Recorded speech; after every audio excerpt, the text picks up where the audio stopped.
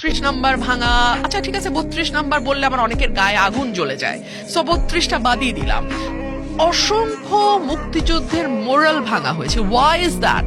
32 না হয় বললে আপনাদের সবার পুচ্ছে আগুন লাগে, 32 বললাম না, তাহলে এতগুলো মুক্তিযুদ্ধের মোরাল আপনারা কেন ভাঙলেন? 6 দফা তো কারো বাবার সম্পত্তি হওয়ার কথা ছিল না। যেই বাড়ি থেকে 6 দফার দাবি উঠেছিল সেই বাড়িটা তো আসলে জনগণের বাড়ি, এবং ওই বাড়িতে শেখ হাসিনা বা শেখ রেহানা বা ওনাদের বংশধর কেউ থাকেনও না, ট্রাস্টে দিয়ে দিয়েছেন ওনারা। তো এটা তো গণসম্পত্তি, জনগণের সম্পত্তি। গণভবনে যা হইল মানে নির্ঝরের স্বপ্ন ভাঙের মতো। আপনি আমাকে বলেন তো এই বাংলাদেশকে আমরা পেয়েছি? সো আমি যদি মনে করি July is a failed project, মানে প্রজেক্ট ঠিক না, জুলাই ইজ আ ফেইল্ড, মানে আমাদের অনেকের চাওয়ার একটা বিরাট মানে ধোকা, একটা বিরাট যা আমরা চেয়েছি তার কিছুই পেলাম না, সেটা তো খুব ভুল হবে না?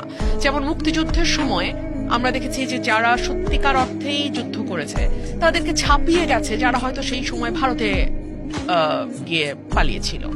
আওয়ামী লীগের একচেটিয়া হয়ে গেল জনযুদ্ধ, গণযুদ্ধ হয়ে গেল আওয়ামী লীগের ভ্যানিটি ব্যাগের যুদ্ধ। এটা তো হয় না, কিন্তু